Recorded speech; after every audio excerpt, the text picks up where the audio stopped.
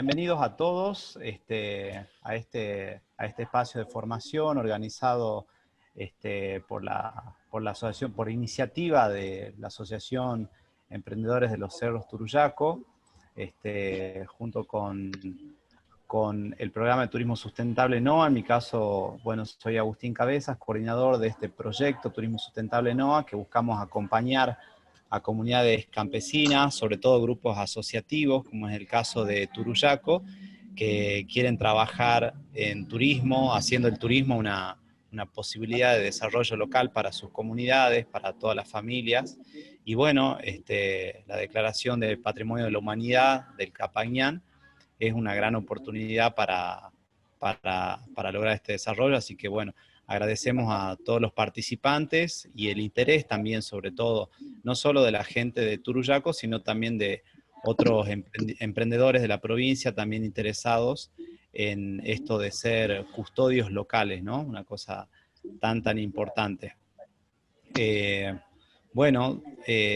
la palabra a Diego Ayur, subsecretario de Patrimonio Cultural, para bueno, hacer un saludo antes de iniciar este espacio.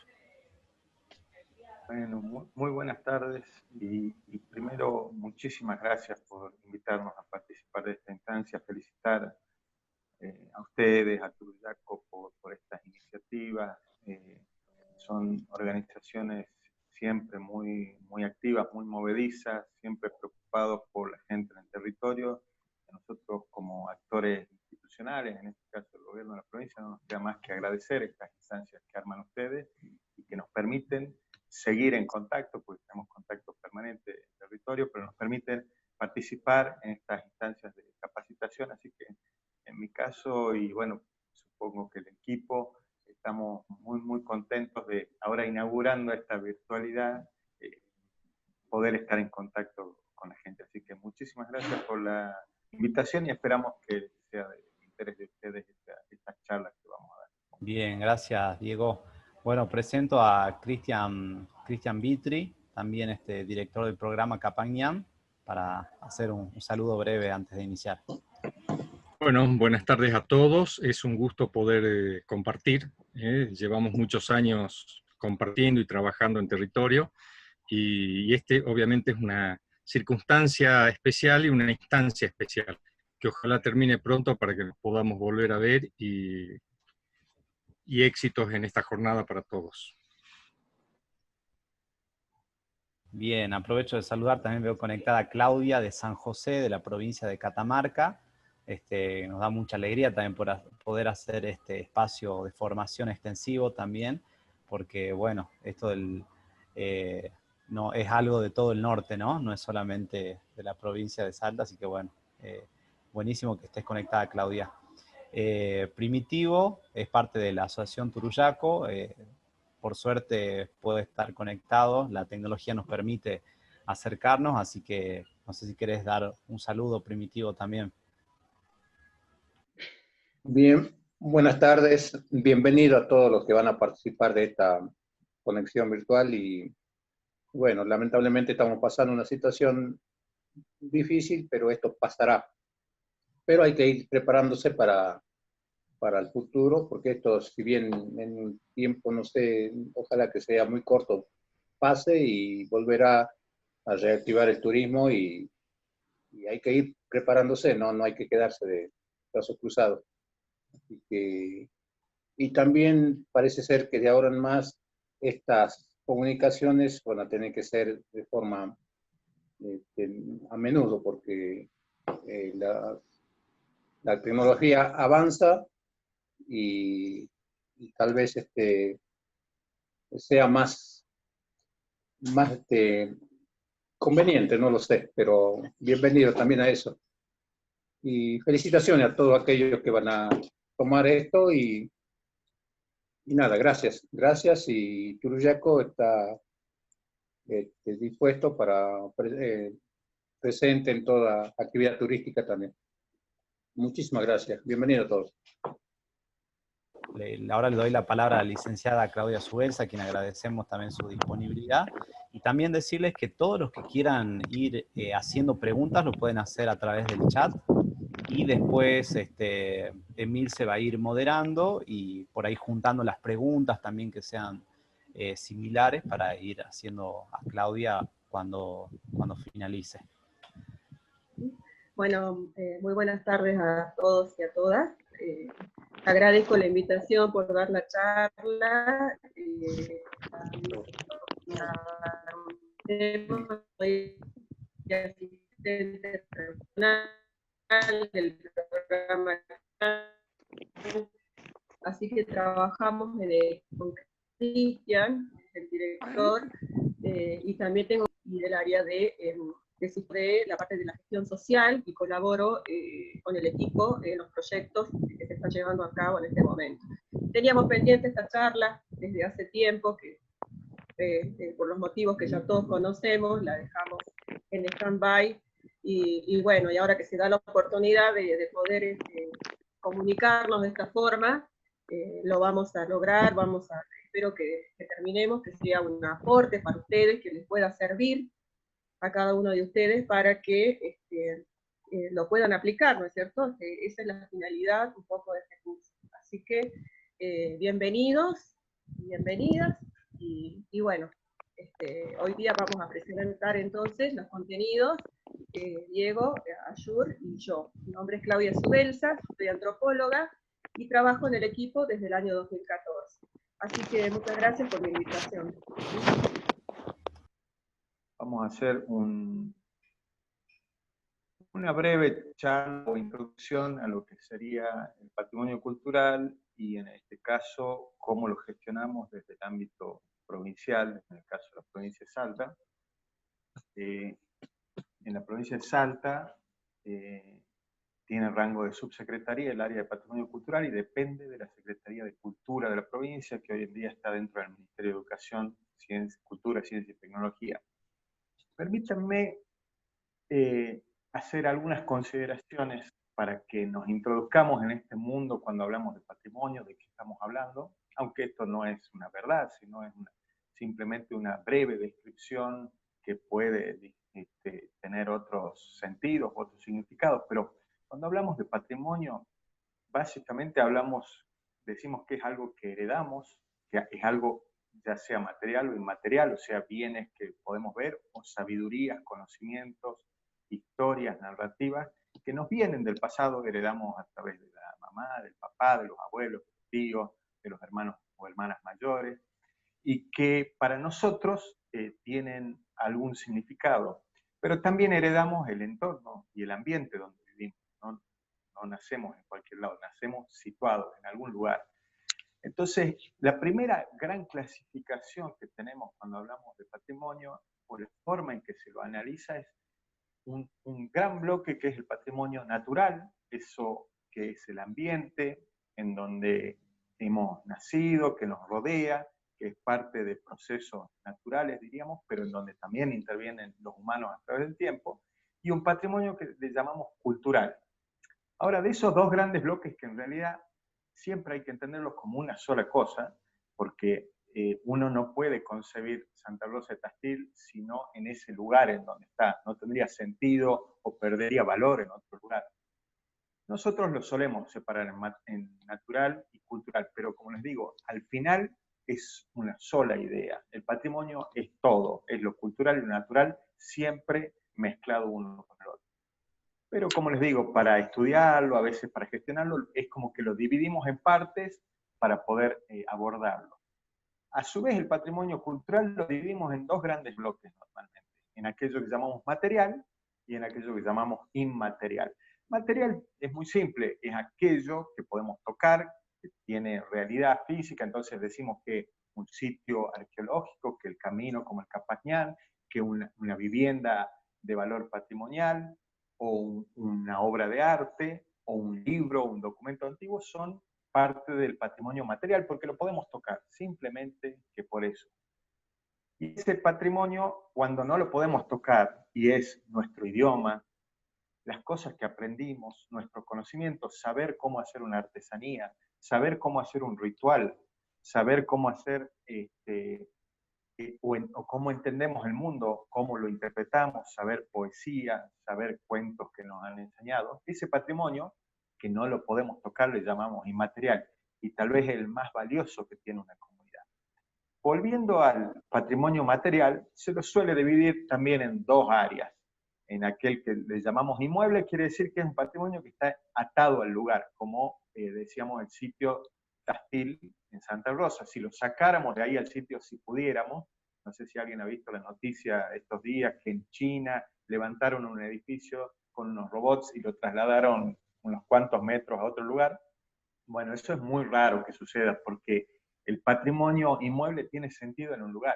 Es como si para nosotros fuera valioso, por ejemplo, la Catedral de Salta y la sacáramos de la plaza y la pusiéramos en otro lugar. Seguramente seguiría siendo un edificio muy importante, muy significativo, pero en otro lugar tendría otro sentido. Entonces decimos que es inmueble cuando está atado a un lugar o está solo en ese lugar. Y hay otros patrimonios que le llamamos muebles, por ejemplo, las piezas arqueológicas. Yo puedo moverla de un lugar al otro, de un museo al otro, de una casa a la otra, y no pierde valor. Pasa con un cuadro, pasa con un libro, y una serie de bienes que si yo los traslado de un lugar al otro, no pierden sentido y le seguimos otorgando valor. Entonces, esta es como la gran forma en que analizamos, dividimos y administramos el patrimonio. Y esto también varía según si se lo hace a nivel internacional, si se lo hace a nivel nacional, provincial o local. Esto se va modificando, es como que hay leyes y normativas e instituciones que cambian según qué tipo de patrimonio y en qué nivel lo estemos tomando. El Capacñán, por ejemplo, se rige por esta convención del 72 de Naciones Unidas, que tiene una forma de administrar y de considerar el patrimonio distinta a lo que hacen las leyes nacionales argentinas, como la 12.665, que es de monumentos históricos nacionales, o la 25.743, que refiere al patrimonio arqueológico y paleontológico, o leyes como las provinciales, que se refieren al patrimonio documental, arqueológico, o la 7418, que está ahí a continuación, que trata sobre el patrimonio arquitectónico y urbanístico. Y a su vez, hay muchos municipios que tienen ordenanzas específicas, por ejemplo, el municipio de Campo Quijano sacó una para evitar que motos anden en los caminos del Capacñán, por ejemplo. Entonces, ahora después de estas consideraciones vamos a entrar a cómo manejamos el patrimonio en el caso de la provincia de Salta. Nosotros tenemos un área específica para ese patrimonio arquitectónico y urbano, que es ese patrimonio que es material y es inmueble, que está ligado a un lugar. Y desde esa área trabajamos en preservar, difundir, intervenir en el patrimonio arquitectónico. Darles algunos ejemplos que algunos conocerán, algunas conocerán y otros no. El caso de Casa Leguizamón, un edificio de principios del siglo XIX que pudimos recuperar entre todas y todos los salteños, que hoy en día está en excelente estado de conservación y con la posibilidad de convertirse en un gran complejo de museos. O cómo tomamos la casa en donde vivió Güemes de niño y que estaba en un estado lamentable y pudimos restaurar y en algunos casos reconstruir, y hoy en día es la sede del Museo Güemes, un museo que se está volviendo de a poco emblemático en Salta, que tiene muy buena recepción del público local y de quienes nos visitan. O intervenciones ya no en un edificio, sino a nivel de una comunidad. Por ejemplo, acá estamos viendo lo que hicimos en la localidad de Cachi. Cuando ustedes vean ahí arriba PHN, quiere decir Poblado Histórico Nacional. Cachi es un lugar que tiene valor para la nación argentina. ¿Se acuerdan que decíamos que hay leyes de distinto orden? Bueno, Cachi no solo es importante para los cacheños, para los salteños, sino también para todos y todas las argentinas. Entonces, fíjense cómo intervenir en un poblado desde el punto de vista patrimonial implica poner en valor las viviendas, pero también dar servicios básicos, pavimento articulado, guiar las aguas para que no dañen y sea mejor vivir ahí, no dañen los edificios, mejorar toda la infraestructura de electricidad, correr esos postes viejos, limpiar. Eso mejora la calidad de vida de quien vive a nivel local, valoriza sus bienes y también hace que sea más atractivo para la visitación. Lo mismo hicimos en el pueblo de Techantás, que es un poblado histórico nacional también, o en el caso del poblado histórico nacional de Molinos, en donde también se intervino la iglesia y la capillita del cementerio. Ahí estamos viendo la iglesia de la Señora del Carmen en Seclantás, antes y después.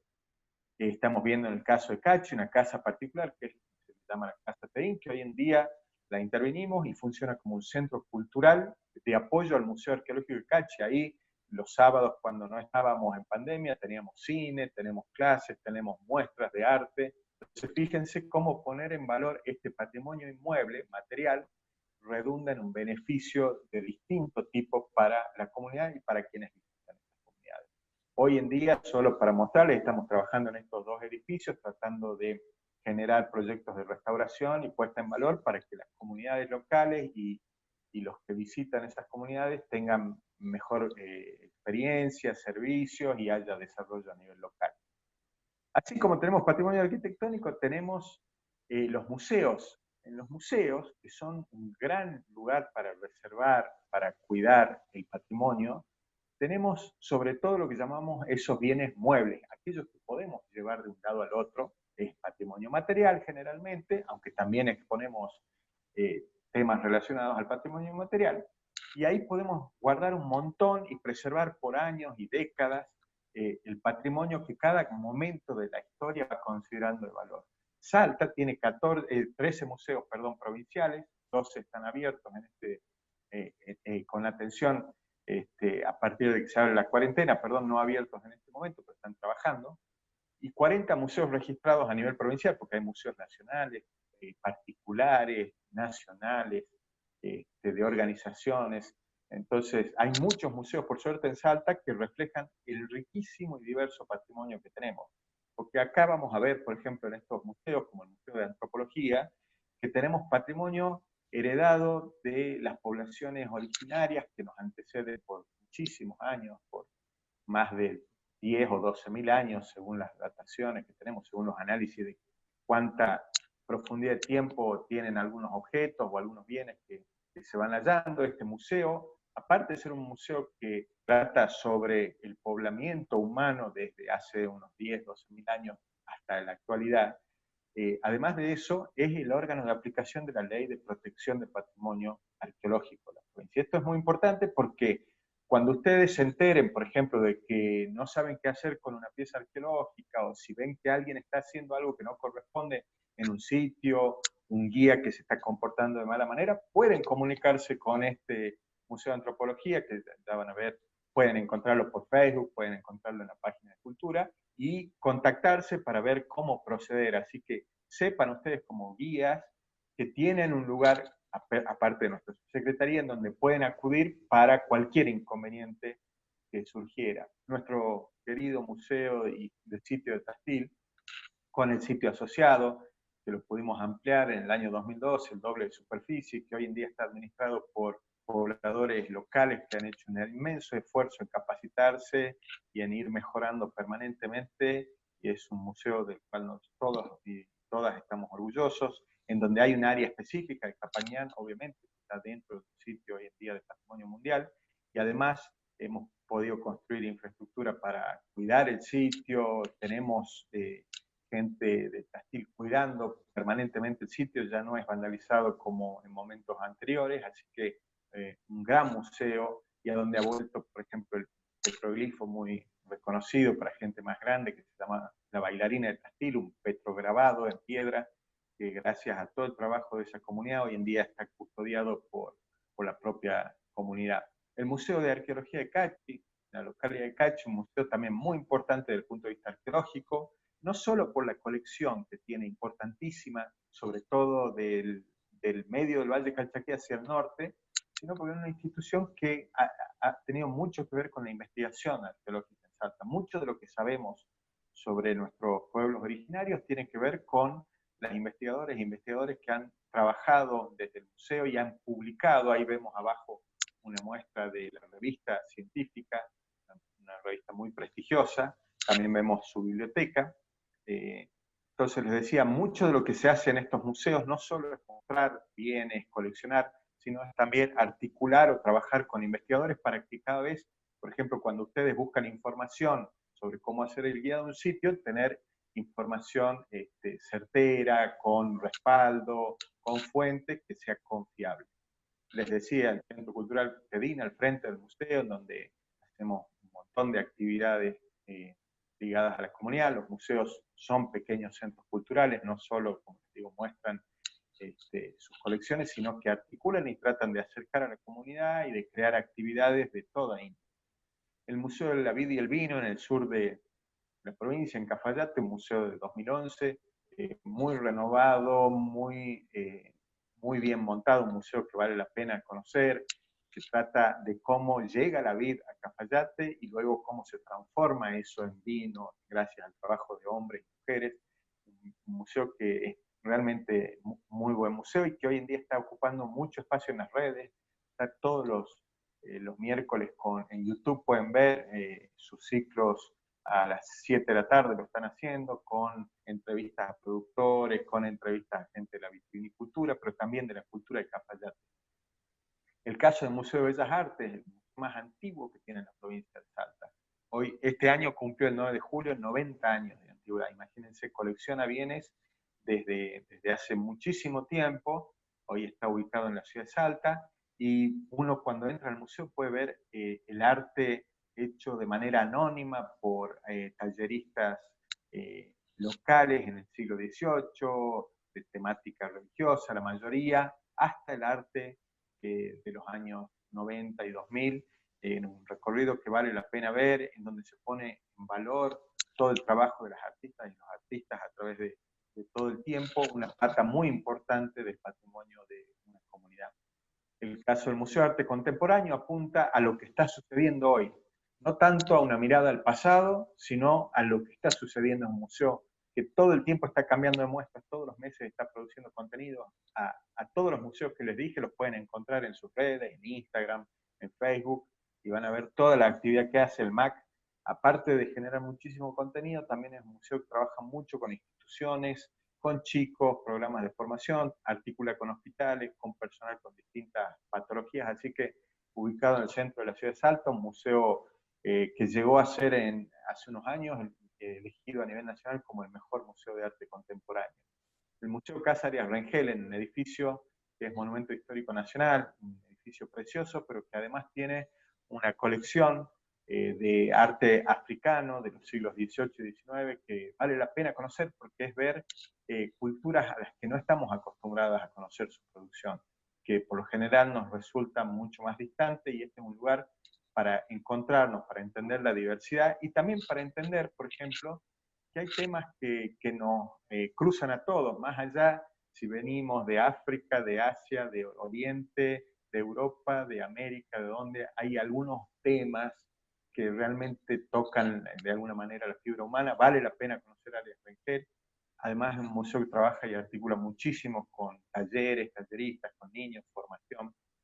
El Museo Quinquela Martín en el sur de la provincia, pero no en los valles, sino en los valles Calchaquí, sino en el límite casi con Tucumán, un museo de arte que también tiene un trabajo precioso de articulación, tiene talleres 2 veces a la semana, hoy en día virtuales, tiene entre 80 y 120 chicos estudiando talleres de dibujo y de pintura con su director y profesor, y además tiene una colección de arte muy importante del principio del siglo XX, de Argentina sobre todo, de lo que se llamó Movimiento de Pintores de la Boca. Quinquela Martín era uno muy conocido artista y pintor de esa zona del país, que era amigo de una persona que se llamaba Amelio Ronco Ceruti, que termina donando estas obras a la provincia de Salta. El Museo de la Vida Rural Salteña, a 23 kilómetros de la ciudad de Salta, Camino a la Troja se llama esto, es, si bien muy cerquita de la ciudad de Salta, es un paisaje absolutamente distinto, un monumento histórico nacional que fue utilizado en el siglo XIX por el general Martín Miel de Güemes, un museo dedicado a cómo se vive y cómo se vivía en el campo desde el siglo XVIII, XIX y hasta la actualidad, un precioso museo, muy sencillo, como suele ser la gente de campo, un museo que realmente quisiéramos levantar, quisiéramos mejorarlo, pero vale la pena conocerlo porque tiene desde objetos, herramientas de trabajo y relatos de cómo era esta producción, como les digo, a través del tiempo. El Museo de Arqueología de Alta Montaña, un museo que tiene, por supuesto, una colección en la Juar impresionante y preserva a los 3 niños de Villayaco. Es ese hallazgo inesperado del año 99 que ha implicado para toda la comunidad salteña atravesar una serie de desafíos, porque una vez que ya fueron hallados y bajados, había que hacerse cargo de conservar eso, y la verdad que lo que hemos hecho las salteñas y los salteños, construyendo un sistema único de preservación en frío, que permite conservar a los niños en perfecto estado de conservación, y que por primera vez, les diría yo, desde mi experiencia al menos, en un museo se empezara a mostrar las culturas que no eran las herederas de Europa, con dignidad, con el respeto que se merecen. Creo que en eso el Museo de Arqueología de Alta Montaña ha sido un museo que ha marcado un antes y un después, más allá de todas las aristas críticas, y que está bien que las tenga, y las discusiones que hay alrededor del tema, sobre todo los niños, pero también ha marcado un antes y un después en cómo se pueden mostrar culturas diversas que han habitado y habitan nuestro espacio con respeto, con la dignidad que se merecen. El Museo de Ciencias Naturales y el Petróleo de Vespucio, en el norte de la provincia, el norte verde, la zona petrolera y gasífera, pero en donde también hay muchísimo de fauna prehistórica, paleontológica, le llamamos. Entonces, un museo que muestra cómo se desarrolló el petróleo en la zona, la explotación del gas, pero también este pasado milenario de millones de años, en donde una fauna y una flora que hoy en día ya no existen, que se extinguió hace más de 60 millones de años, perdura en el suelo. Ahí se capacita, por ejemplo, en talleres a los chicos para que aprendan a qué es la paleontología, cómo trabaja un paleontólogo. Entonces, otra vez, los museos no solo exhibiendo el patrimonio, sino también mostrando cómo se investiga, cómo se genera conocimiento, cómo incentivar a las nuevas generaciones a vincularse con el patrimonio. Aparte de museos, tenemos un mercado artesanal. En el caso de la provincia de Salta, es el mercado artesanal más antiguo del país, para los que no lo sepan. Es un mercado que es monumento histórico nacional en gran parte, y que hoy día estamos restaurando la parte antigua y remodelando parte contemporánea para darle más y mejores servicios. Queremos que haya más artesanas y artesanos incluidos en la propuesta del mercado, y que sea el gran foco o el faro de la producción artesanal de la provincia, articulando con los municipios, con las organizaciones de base o las asociaciones de artesanos. Hoy en día está al 60% avance, esperamos terminarlo en poco tiempo. Además, también administramos en lo que es la Plaza 9 de Julio, el Centro Cultural América, un edificio que es Monumento Histórico Nacional, que tiene muchísima actividad ligada a capacitaciones, talleres, baile. Ahí estamos viendo al Instituto de Música y Danza de la Secretaría de Cultura en una intervención. Un edificio muy multifacético, donde puede haber teatro, puede haber artesanos exponiendo, puede haber diseñadores, puede haber talleres. Así que es un hermoso centro cultural, un hermoso edificio. Para cuidar este patrimonio mueble que guardamos en los museos, tenemos un área especial, que es un taller de conservación y restauración. Porque preservar esto para el futuro, decíamos que el patrimonio es eso que heredamos. ¿Qué nos toca a nosotros? Valorarlo, cuidarlo y entregarlo en las mejores condiciones para las generaciones futuras, por si esas generaciones también desean valorar esto y a su vez entregárselo a las generaciones siguientes. Entonces tenemos especialistas en esto, y el taller montado especial, en donde se trabaja todo el tiempo en cuadros, en piezas arqueológicas, en esculturas, en libros antiguos, en documentos. Así que es un área muy importante que nos permite investigar nuevamente cómo están hechos estos bienes, cuáles son sus problemas, a qué riesgos se exponen, y cómo manejarlos de la mejor forma para legarlos a quienes vienen en las mejores condiciones posibles. Ahí está Gabriela Doña, la encargada del taller, en el montaje y limpieza de la colección de Tastil, una de las vitrinas del Museo de Sitio de Tastil. Tenemos un área que no voy a redundar en esto porque están los especialistas, que es Capagnán, que hemos podido generar como área formal a partir de 2014, de la inclusión del bien en la lista de Patrimonio Mundial. Sí. Diego. Sí. Disculpa, mira, te molesto. Como tuvimos que cambiar, estamos en la versión que no es paga, así que en minutitos va a cortar. Así que entonces, era como para decir, no sé si te queda mucho, sino que avisarle a todos. Si se corta, Termino 2 en minutitos unos y minutos. vuelven a ingresar todos al mismo link. Perfecto. Yo termino en Sí. 2 minutos. Bien, Les mil decía, disculpas, Capañán, gracias. no, por favor, Orlando, no voy a profundizar porque están los especialistas en Capañán, pero que sepan que hay un área en la subsecretaría con profesionales de primer nivel, referentes no solo a nivel provincial, sino a nivel nacional, y gracias a la articulación, sobre todo con las comunidades locales, a través de las unidades de gestión local y asociaciones como Turuyaco o comunidades originarias, que tiene un sistema de gestión que ustedes ya lo van a ver, pero que siempre queremos hablar. Estamos todos sumados en el mismo barco a nivel internacional, nacional, provincial y local, tratando de gestionar lo mejor posible este bien. Por último, tenemos un área que es de patrimonio inmaterial, que lamentablemente hoy en día está vacante por falta de personal, pero que, como les decía, iba a hablar Claudia, es un área fundamental en donde, gracias al trabajo de la licenciada Florencia Guaso, se pudo hacer 2 tareas muy, muy buenas, que es rescate del toque de violín para Misa Chico, en Finca Las Costas, y Baile del Suri, todos ustedes lo conocen, en la Quebrada del Toro, que es un trabajo muy, muy lindo. Parte de eso se puede ver en el Museo de Tastil, en el video, así que un área fundamental que lamentablemente hoy no tenemos personal, pero sobre la cual seguimos tratando de avanzar. Para terminar, los invito a que se sumen. Hoy en día estamos en época de redes, que entren a la página de la Secretaría de Cultura. Hay un registro de trabajadores. Si ustedes son artesanas, artesanos, trabajadores de la cultura desde cualquier punto de vista, regístrense en este registro. Vean el plan de reactivación. Hemos lanzado un plan de reactivación de 30 millones de pesos, en donde hay apoyo económico para todos los sectores de la cultura. Vale la pena que vean si ustedes pueden acceder a esos beneficios. Por ejemplo, hoy en día están hasta el 13 de noviembre para gente que hace audiovisuales, artes visuales, diseños, manualidades y afines.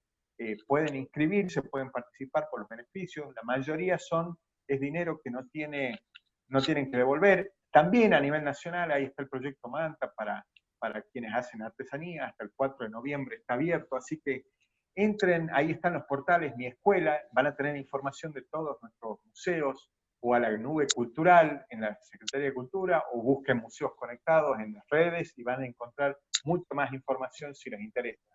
Para terminar, todo lo que hacemos es tratar de construir con ustedes, con cada una y cada uno de ustedes, estrategias conjuntas para que la conservación, la valoración, la defensa del patrimonio se convierta en un propósito colectivo. No hay ninguna área estatal, no importa si es internacional, nacional, provincial o local, que pueda con todo este patrimonio que tenemos tan rico, tan valioso. Por suerte necesitamos articular todas y todos para, como les digo, para que esto sea un propósito colectivo. Síganos si pueden o encuentren información en las redes y muchísimas gracias por estar presentes. Listo. Bueno, gracias Diego. Antes de dar la palabra a Claudio, queríamos saber si alguien tenía alguna pregunta que quisiera hacer para Diego. Pueden escribirla por el chat o directamente abrir el micrófono. Una de las consultas que había llegado, Diego, era por el tema de las líneas de financiamiento, si es que podías dejar un correo electrónico o de qué manera estar informado sobre las líneas de financiamiento.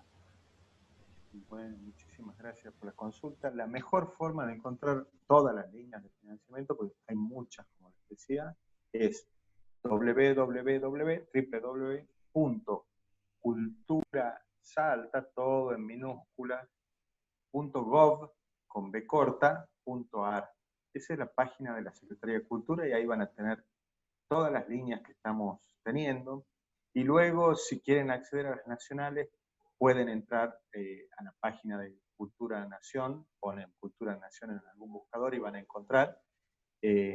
Son herramientas, como les digo, que están muy disponibles y están pensadas, la mayoría, no todas, pero a quienes más han sufrido la pandemia, a esas productoras y productores culturales que se han quedado a la vera. Entonces, muchos de los requisitos que solicitan es que demuestres o que cuentes por qué tu actividad se ha visto dificultada o no la has podido llevar adelante, para tratar por lo menos de dar una ayuda económica, como les digo, sin ninguna necesidad de devolver ese dinero, normalmente lo único que se solicita es que después contraprestes a tu propia comunidad con algo, dando una charla, un curso, algo que vos mismo sepas hacer, devolviéndole a la comunidad que a través de sus impuestos te ayudó. Así que entren a la página, ahí van a tener todo el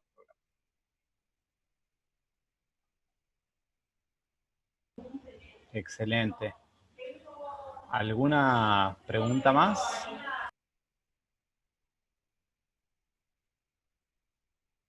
Bueno, parece que no, entonces le damos la palabra a Claudia y Emi para que compartas la pantalla también.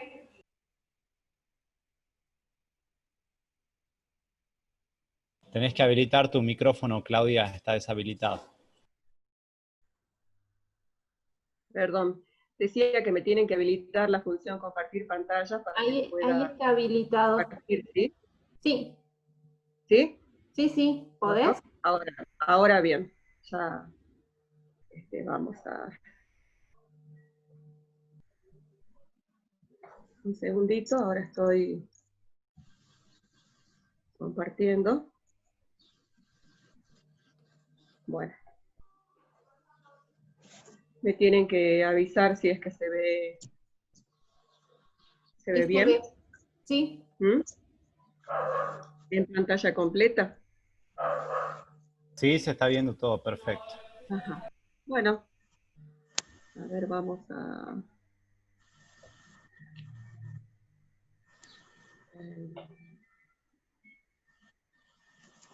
Ahí está, vamos a minimizarla.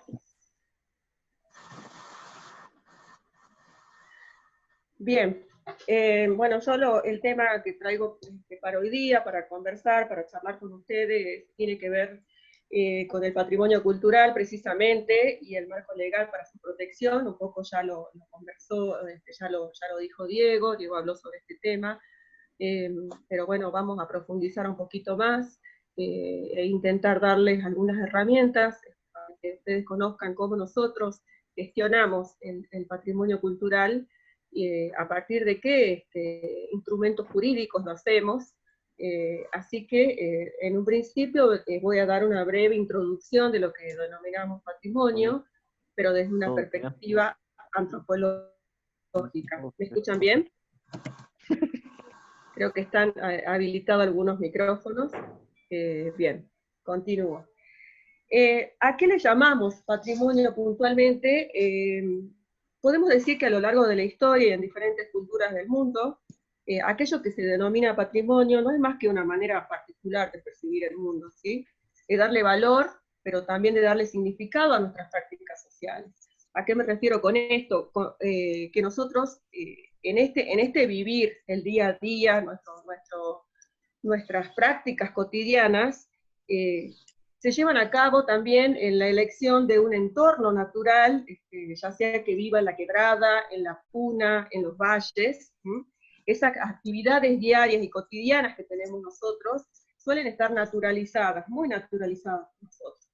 Pero algunas de ellas son muy significativas a la vez si comenzamos a hablar de lo que significa el patrimonio para nosotros.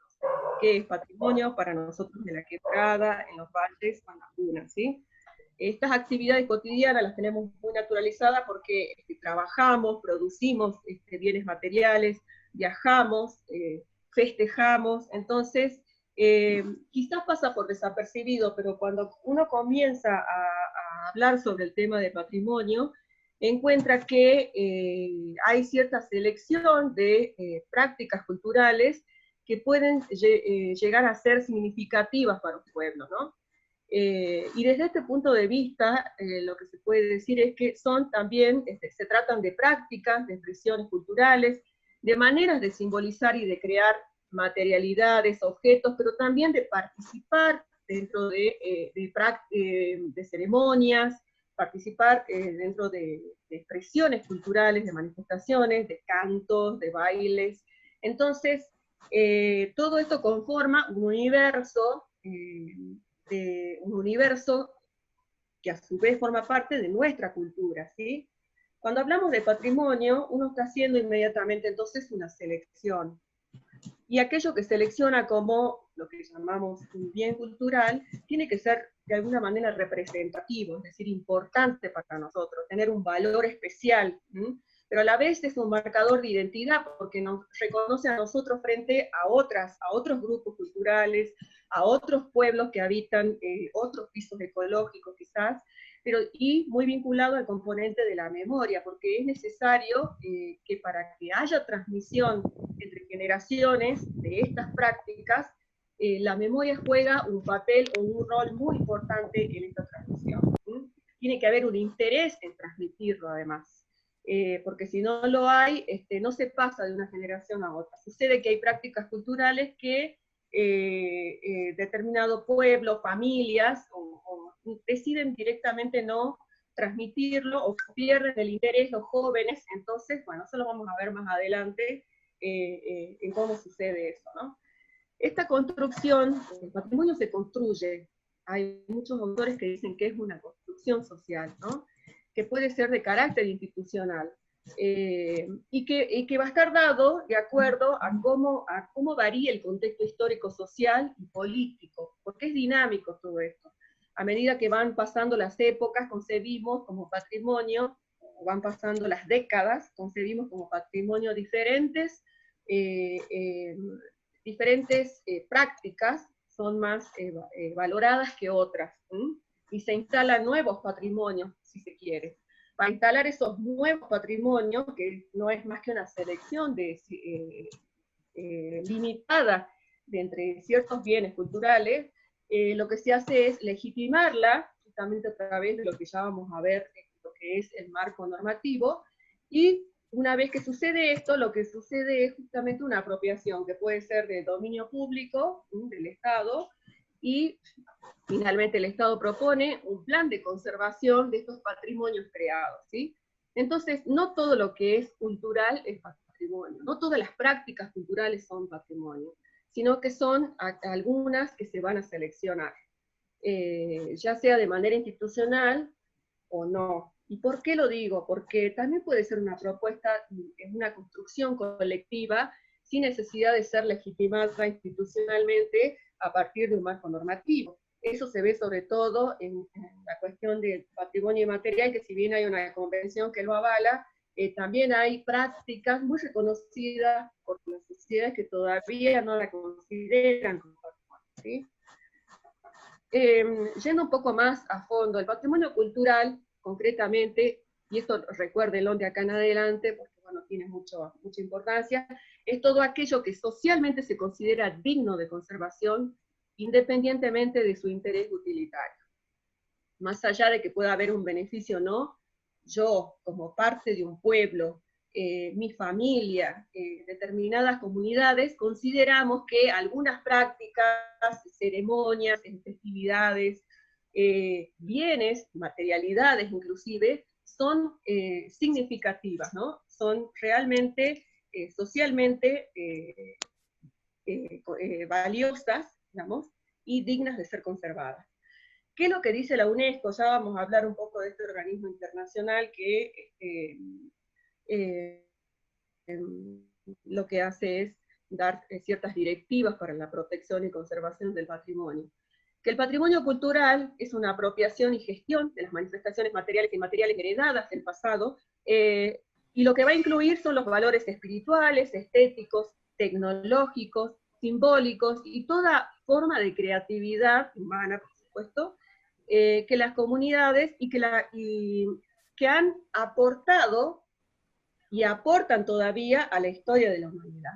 Así que esto es ya una definición formal por parte de la Organización de las Naciones Unidas para la Educación, la Ciencia y la Cultura, que es la UNESCO, y por otro lado, el Consejo Internacional de Museos va a decir que el patrimonio cultural integra todas las expresiones culturales de un pueblo, ya sean objetos, bienes, conceptos, o sea, ideas, ¿sí?, que se consideran dotados de un valor estético, histórico, espiritual. Ha sido necesario entonces, por parte de estos organismos internacionales, comenzar a definir lo que es el patrimonio. Como esto lo vamos a ver rápidamente, porque bueno, ya Diego lo repasó, pero sí se llega a una clasificación formal, ¿sí?, del patrimonio, un poco esta división, es a los niveles arbitrarios, porque muchas veces no nos deja ver la integridad de cómo es la dinámica cultural, pero sí se separan en estas categorías, y acá tenemos, ustedes pueden observar lo que es el patrimonio dividido en tres partes, en cultural y natural primeramente, y después en una categoría mixta, en donde lo natural es indisociable de lo cultural. Y tienen ejemplos para cada uno. Si vamos al patrimonio cultural material mueble, encontramos que hay bienes que son considerados dignos de conservación, de conservarse, como les dije anteriormente, esculturas, hay ciertas esculturas que queremos preservar, hay pinturas, hay objetos que forman parte de la parafernalia de un ritual, objetos domésticos, de trabajo, pero también si vamos a aquellos que no se pueden movilizar, como el patrimonio cultural inmueble, incluimos a los monumentos o sitios históricos, conjuntos arquitectónicos, monumentos artísticos y públicos, ¿no?, por dar un ejemplo. Y yendo al patrimonio cultural inmaterial, lo vamos a profundizar más adelante, pero someramente vamos a decir que incluye todo aquello que de alguna manera no es tangible, como los saberes que se transmiten, ¿sí?, muchas festividades, acciones en las que uno participa, que sí puede haber implicado el patrimonio cultural material en esa práctica, pero acá lo que interesa es justamente la manera en la que celebramos, las formas de expresión también de un pueblo, como las artes, el arte, la música, el canto, y finalmente lugares que son considerados para mí sagrados, ¿no?, o considerados espacios significativos sobre todo, donde se llevan a cabo prácticas culturales, que puede quedar o no puede quedar materialidad en ese lugar, pero sin embargo tiene una alta significación. Entonces, cuando hablábamos de patrimonio cultural, acá tenemos dos definiciones que en parte fueron dadas por dos convenciones, son instrumentos internacionales, ¿sí?, jurídicos internacionales, y lo que va a decir en primer término, la Convención de Patrimonio Mundial y Natural, creada en 1972 en el ámbito de UNESCO, es que se trata de monumentos, de conjuntos y de lugares. En el caso de monumentos, el patrimonio cultural material incluye obras arquitectónicas, esculturas, pinturas, lo que vimos anteriormente. Algunas de esas estructuras y elementos son de carácter arqueológico, en tanto que también se incluyen construcciones aisladas, agrupadas, donde la arquitectura está integrada al paisaje. Acá trae a colación esta variable del paisaje y del entorno natural que es importante para la cultura material, y finalmente aquellos lugares, obras del hombre, la naturaleza y artefactos culturales que hayan sido producto de la tecnología, ¿no? Todos ellos deben tener un valor universal excepcional desde el punto de vista histórico, del arte, de la ciencia, y para el tercero, un valor especialmente antropológico o etnológico, que dice esta definición. En tanto que en la Convención de la Salvaguardia para el Patrimonio Cultural Inmaterial, creada en el año 2003, también en el ámbito de UNESCO, lo va a definir como el conjunto de conocimientos sobre tradiciones, técnicas y prácticas sociales que forman parte de las expresiones y de la identidad de una comunidad, sobre todo. Vamos adentrándonos al patrimonio arqueológico, entonces, y la definición y cuáles son las normativas que lo protegen, ¿no? Cuando hablamos de patrimonio arqueológico nos estamos refiriendo siempre a bienes muebles, a bienes inmuebles, a toda la cultura material de un pueblo. Pero especialmente esta cultura material pertenece al pasado, sobre todo, ¿no? Lo que va a decir nuestra ley nacional en Argentina es que se trata de bienes muebles o inmuebles, vestigios de cualquier naturaleza, me refiero a eso de material lítico, textiles, material cerámico, que se encuentran en la superficie, en el subsuelo, sumergidos en aguas jurisdiccionales de nuestro país, y que nos brindan información sobre los grupos socioculturales que habitaron desde las primeras ocupaciones en el continente americano y puntualmente acá en el territorio argentino, hasta las épocas históricas recientes. Eso lo dice la ley nacional, mientras que ICOMOS, que es otro organismo internacional que se dedica a la protección del patrimonio arqueológico, engloba todas las huellas de la existencia humana, todo lo que ha sido producción humana del pasado, lugares donde se ha practicado cualquier tipo de actividad, las estructuras, los vestigios abandonados, también dice lo mismo en superficie, enterrados o bajo las aguas, así como el material relacionado con los mismos, ¿no? Acá lo que no está, lo que no trae, digamos, a colación es la cuestión del entorno ambiental, que es muy importante para este tipo de patrimonio, y se puede decir que el patrimonio arqueológico, todos los productos o la materialidad del pasado que hoy podemos encontrar, siempre estuvo también muy ligada en función al entorno ambiental, al paisaje que eligieron para habitar los grupos humanos que nos precedieron. Entonces, no es solamente este grupo de objetos que se pueden encontrar en tal o cual lugar, sino también que hay todo un marco ambiental que le dieron de alguna forma sentido a la elección del lugar donde decidieron construir, a la elección del lugar que decidieron ocupar, porque está vinculado más bien a los recursos naturales del entorno inmediato, ¿sí? Cuando yo voy a hablar de marco normativo, tenemos que tener en cuenta distintas categorías y ámbitos de protección de los que ya habló Diego también, pero para enumerarlos o enlistarlos de manera general, les puedo decir que existe un derecho internacional, en donde en ese ámbito se elaboran las convenciones, las convenciones son instrumentos jurídicos a los que un país puede acordar y ser un país firmante, digamos, hay declaratorias, hay cartas, como la de Venecia, las cartas de Atenas, de Ámsterdam, las cartas de Burras, que son todos también instrumentos jurídicos internacionales que van marcando un poco directivas sobre lo que hay que hacer con cartas estas con patrimonio arqueológico, cultural, y los convenios, ¿no?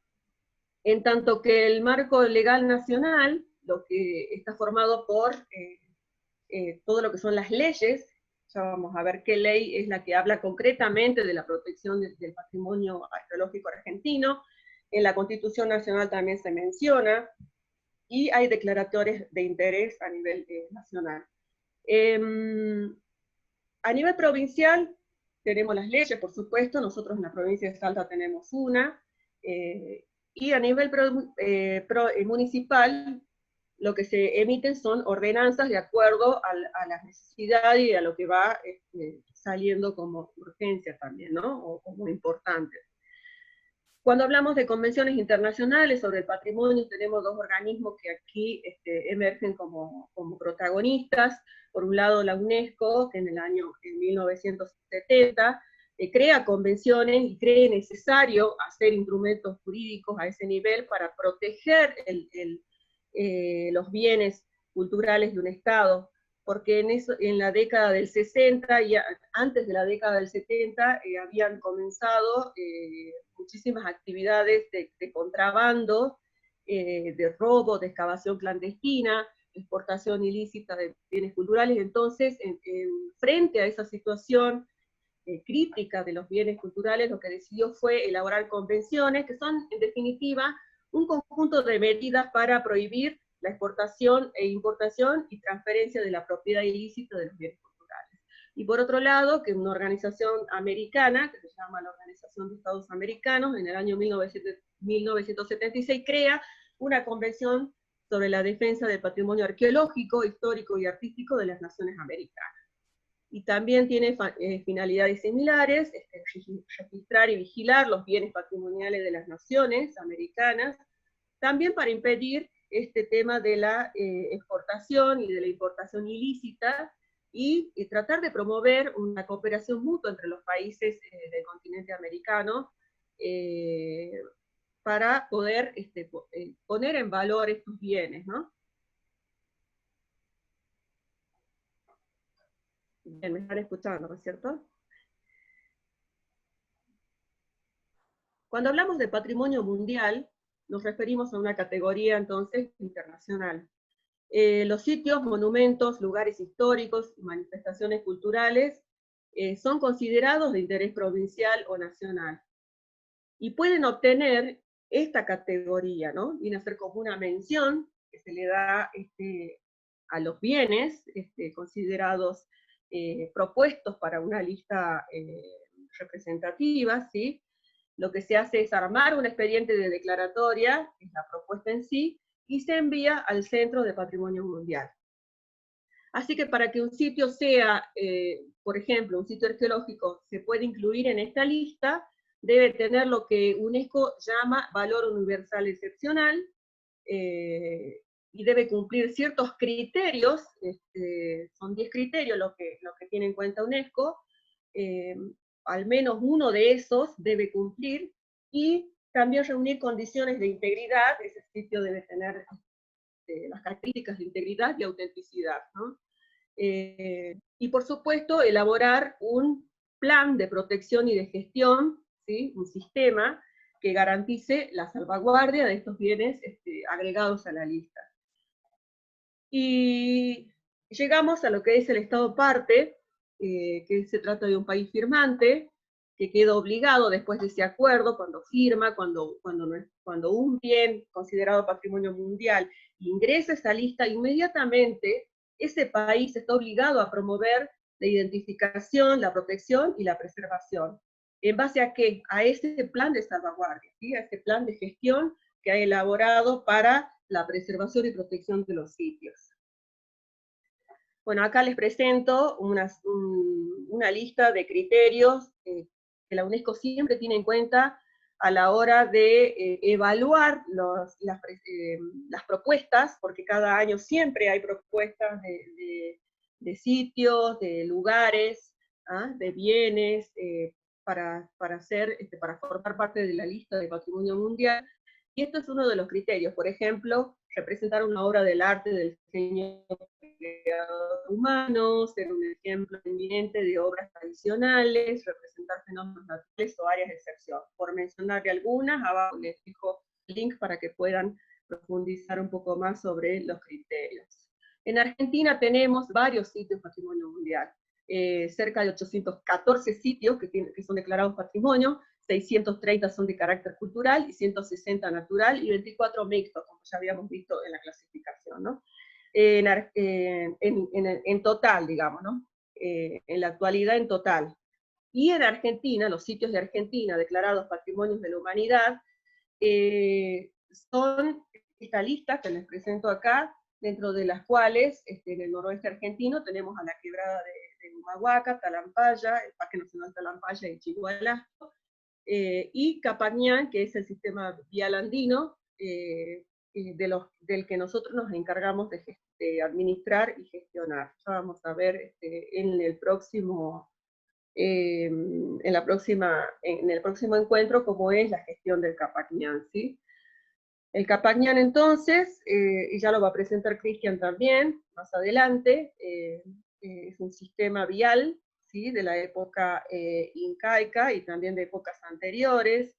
Se ha decidido poner en valor países como Colombia, Perú, Ecuador, Bolivia, Chile y Argentina, tienen un bien en común, a partir del cual han decidido elaborar el proyecto internacional y presentarlo a UNESCO. Y es el único bien que comparte o compartido por varios países en la zona andina. Y bueno, es un camino troncal que arranca en Ecuador y finaliza en Chile.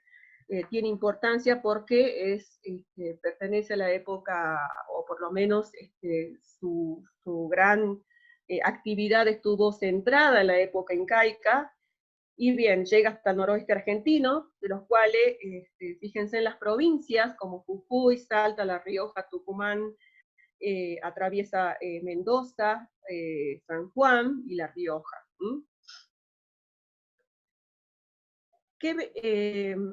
Particularmente, ¿qué sitios arqueológicos en la provincia de Salta obtuvieron esa declaratoria? Porque cada una de estas provincias tiene tramos de caminos, de la época prehispánica y sobre todo la inca. En la provincia de Salta tenemos 4 sitios con nominación: el complejo ceremonial Volcán Yuyayaco, el complejo arqueológico Tastil con subtramos en la parte alta que va entre Tastil y Potrero, el monumento histórico nacional, que también, Potrero de Payogasta, que también fue anteriormente obtuvo esta declaración de monumento histórico nacional a nivel acá en nuestro país, y finalmente Graneros de la Poma, que se encuentra en el norte del Valle Calchaquí.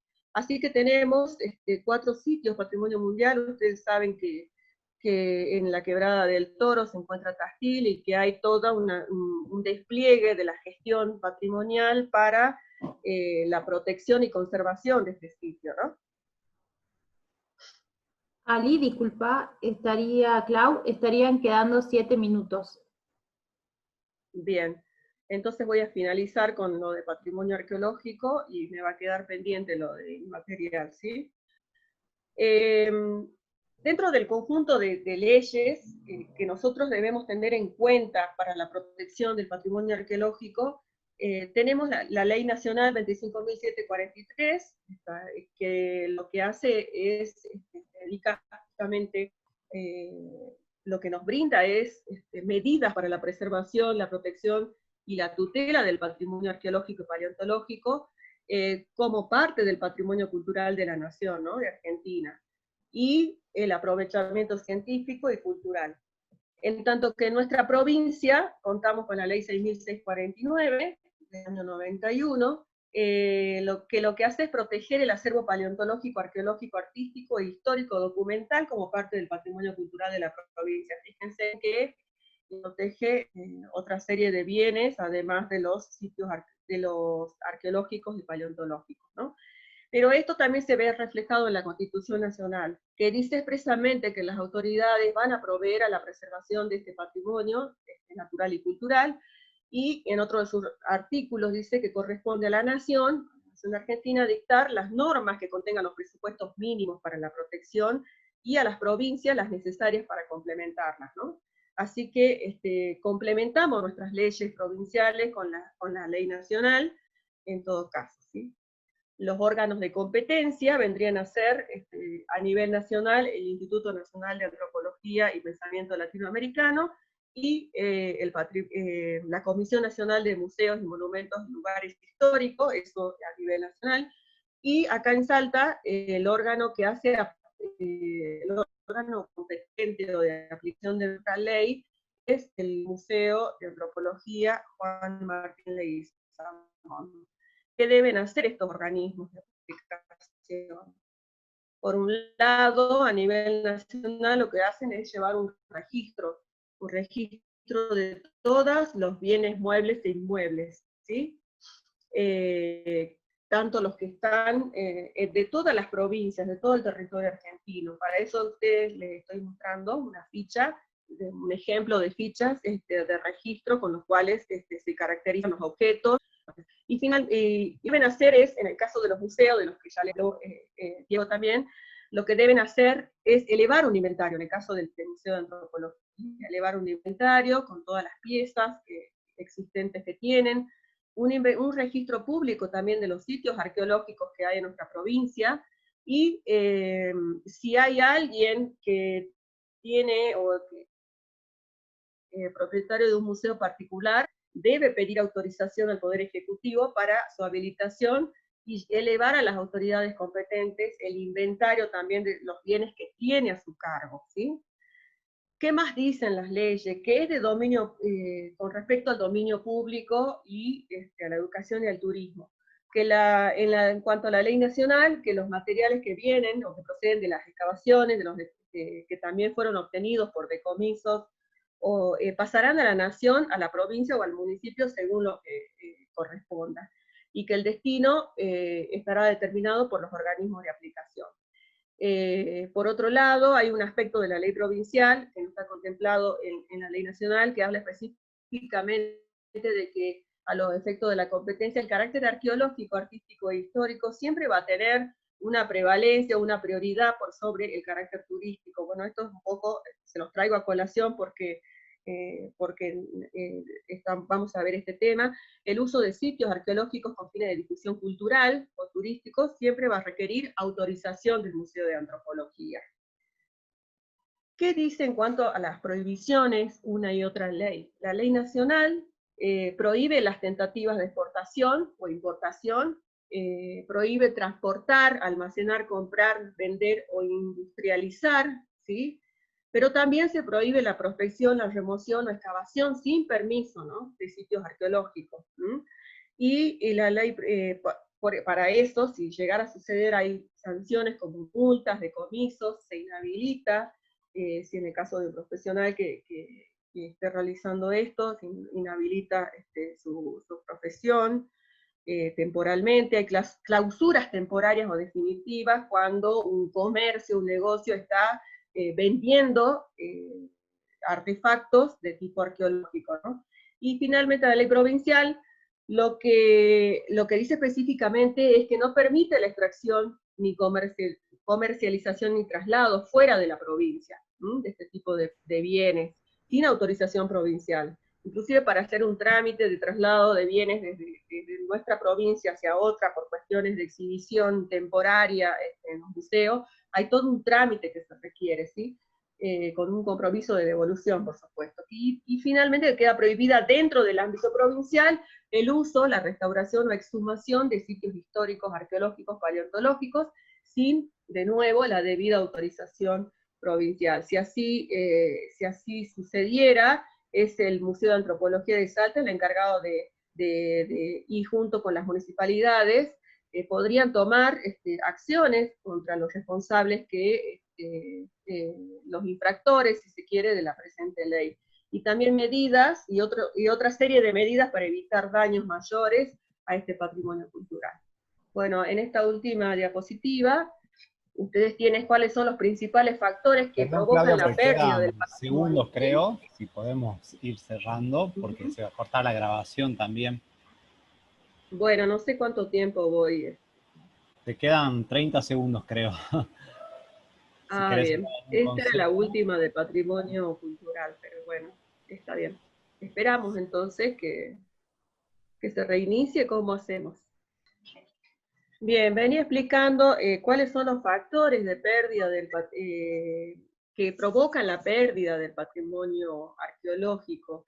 Fundamentalmente todas estas actividades ilícitas de saqueo, de robo, de comercio ilegal de estos bienes culturales, ¿no? Hay extracción clandestina, en donde los bienes son retirados de su contexto original, y vendidos para el coleccionismo. Entonces por eso se da una comercialización. Hay una oferta de bienes arqueológicos que hoy es difícil de desentrañar, en el sentido de que hay una oferta vinculada, que hace uso del Internet, en donde los bienes van a parar a comercios, a casas de subasta, anticuarios, que son todos estos coleccionistas, a galerías de arte, y sin embargo, bueno, pocas veces podemos evitarlo, ¿no? Ustedes saben que, bueno, la provincia de Salta tiene muchísimos sitios arqueológicos, no todos están registrados, no todos forman parte del registro que lleva el Museo Provincial. Sin embargo, hay gente que, bueno, inescrupulosamente puede llegar a hacer actividad o participar de esta actividad ilícita, ¿no?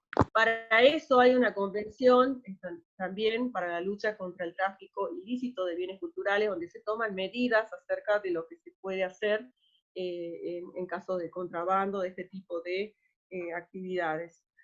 Y acá les traigo una serie de interrogantes, de preguntas que usualmente nos hacen cuando vamos a territorio, cuando la gente encuentra en superficie restos de cerámica, restos de material lítico, puntas de flecha, lo que pasa con el arte, lo que pasa cuando uno hace un hallazgo fortuito, ¿no? Entonces, la pregunta es, ¿qué hago si encuentro restos arqueológicos? Muchas de las veces nosotros caminamos por las laderas de las quebradas y vemos en superficie este tipo de material, y lo que hay que hacer, si nos encontramos con un lugar especial de este tipo, es denunciar el hallazgo para que se realicen las tareas de rescate correspondientes, ¿no? Si está saliendo una urna, por ejemplo, del perfil de un río, también recurrimos a esta denuncia, ¿sí? Si no vivimos en la ciudad de Salta, estamos alejados de la capital, inmediatamente radicamos esta denuncia en la policía, ¿sí? O en el museo local más cercano. ¿Quién realiza ese rescate? El equipo de profesionales designados por la autoridad competente. En este caso, si alguien da avisos, hallazgos de materiales que están a la vista, materiales arqueológicos que están a la vista, lo que van a hacer es comunicarse después de la denuncia con el Museo de Antropología de Salta. Y allí el museo va a enviar un equipo de profesionales que podrán hacer esta tarea de rescate, ¿sí? ¿Y quién es esa autoridad? Bueno, ya lo dije. ¿Qué recaudos debo tener cuando ocurra, entonces, esta situación, cuando pase esta situación? Lo que tengo que hacer es evitar, remover o alterar las evidencias arqueológicas, hasta que se puedan rescatarlas, ¿no? ¿Qué destinos van a tener las mismas? El lugar también que determine el organismo de aplicación, es decir, el Museo de Antropología, puede decidir que se destinen al museo local o a un museo provincial. ¿Qué hago si ya tengo piezas arqueológicas en mi casa? ¿Qué suele suceder? Eso es muy común. Se puede conservarlas en calidad de tenedor responsable siempre que las mismas se encuentren debidamente registradas, ¿no? Porque es necesario que yo haga un registro, o por lo menos quede el registro en un museo, o pueda donarla. La otra opción es donarla a un museo público para su resguardo. Si yo no la puedo tener en casa, si no están dadas las condiciones para resguardarla, porque en realidad este grupo de piezas ha sido heredado de mis abuelos, y yo todavía los tengo ahí, esa es una opción. Finalmente, lo que podrían preguntar ustedes es puntualmente si puedo llevar a los turistas a cualquier sitio arqueológico. Aquí lo deseable es que los sitios arqueológicos estén acondicionados para esa visita, estén preparados para la visita. Es el caso de Tastil, por ejemplo, en el que tiene sus guías locales, un museo local, y estos guías acompañan a todos los visitantes en el recorrido, porque hay recorridos ya marcados, uno corto y uno largo, que deben respetar para tratar de conservar la integridad de todo el sitio. Tampoco puedo regalar lo que voy viendo a medida que visito durante el sitio, hago todo el circuito, y de repente me encuentro con fragmentos cerámicos, porque puede llegar a suceder que se encuentren a la vista otros materiales arqueológicos. No los puedo levantar y regalarlos como souvenir a los turistas, eso no está permitido. Es muy importante que los hallazgos, ya sea de fragmentos, que en realidad los arqueólogos suelen encontrar los fragmentos de los hallazgos, queden en el lugar, porque es importante, nos va a hablar del contexto, porque hay toda una relación entre el sitio y los restos de artefactos que se encuentran, ¿sí? Porque eso me da a mí, me permite analizar cómo ha sido el comportamiento del pasado. Entonces, en arqueología es de suma importancia tratar de preservar el lugar original de los bienes arqueológicos. En esta diapositiva, un poco les sintetizo cuáles son los riesgos y los problemas de conservación que estamos teniendo y que pasan día a día, por supuesto. Como cuando les comenté en el ejemplo pasado, se realizan visitas sin que los sitios estén acondicionados para ello, no hay un plan de manejo, no hay un plan que contenga la capacidad de carga del sitio, es decir, yo debo saber cuánta gente puede entrar, con cuánta gente puedo ingresar, con qué periodicidad, ¿sí? Otro de los riesgos que se ven día a día son actividades de vandalismo, que ya les hablé, el saqueo es uno, pero los grafitis que se hacen también sobre el arte, sobre construcciones arqueológicas son un ejemplo cotidiano, se podría decir, ¿no? La circulación de vehículos motorizados que atraviesan estos sitios también es otro, los pone en riesgo. Ahí tienen ustedes la imagen a la derecha, en la parte superior, de gente que circula en motos por el camino, por el sistema vial andino. Bueno, esto es muy perjudicial porque justamente para la conservación, ¿no?, del camino. Tenemos también otros riesgos como los agentes naturales, ya hablamos de los antrópicos, ahora podemos decir que la naturaleza también hace su parte con la erosión hídrica, eólica, la actividad sísmica que también suele afectar a los sitios arqueológicos, ¿no? Y por qué no, el avance de las poblaciones cada vez más cercanas a estos sitios, el urbanismo, las obras de ingeniería civil, que lo que hoy se pide para tratar de minimizar el riesgo y los impactos, son estudios específicos sobre el lugar donde se pretende llevar a cabo ese proyecto. Claro que todo esto tiene que ver con el incumplimiento del marco legal vigente, ¿no? Que ya lo consideramos anteriormente. Bien, a este tema, al tema de patrimonio inmaterial, y todo su marco normativo también, los ejemplos, cómo está pasando con este tipo de patrimonio en Argentina, lo vamos a ver en el encuentro siguiente. Muchas gracias. Quedo a disposición entonces de las preguntas que se hagan por chat, o si quieren interactuar de manera directa en este momento, estoy a disposición.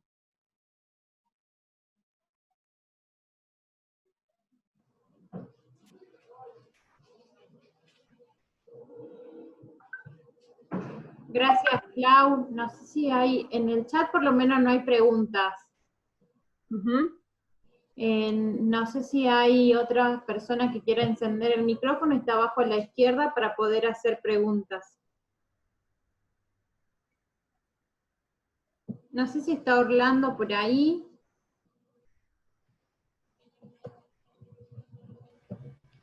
Hola. Hola Orlando, se te escucha bien. Bueno, primero que nada, pedirles disculpas a todos por estos problemas técnicos. No sepan los que están conectados que la cuestión tecnológica no solamente tiene problemas en el campo, también suele ocurrir aquí porque hay mucha gente que vuelve de sus casas de trabajar y se colapsa, ¿no? Así que bueno, pedirles disculpas por eso. También, Claudia, pedirte disculpas justamente a todo el equipo por esta situación. Pero bueno, sabemos que saben entender que ocurren estas cuestiones. Y bueno, simplemente decirles a todos que vamos a ajustar detalles para la próxima instancia, que vamos a retomar el próximo viernes, porque bueno, me imagino que también para algunos se hizo medio tedioso, ¿no? Esto de salir, volver a entrar, así que entendemos la complicación, pero a los que se quedaron ahí les agradecemos mucho por la paciencia, ¿no? Así que vamos a estar preparando este material para muchas personas. Sepan que hay varios que también han quedado no tienen el Zoom, así que entonces vamos a acercarle por YouTube, y a partir de ahí, bueno, Claudia, seguramente que en la próxima instancia va a haber, porque este marco legal, en mi caso puntual, en varios lugares surgían estas consultas, ¿no? Que yo te decía de cómo proceder, cómo hacer, así que seguramente van a surgir las preguntas, ¿no? También por acá, por esta zona en Salta, llegó la tormenta aparentemente eléctrica, así que no quisiera que se nos corte de golpe, así que ya considerando de que por el momento nadie tiene una pregunta, solamente nos resta agradecerte y a todo el equipo, y bueno, será hasta la próxima instancia. Saludos y muchas gracias a todos por la paciencia. Entonces,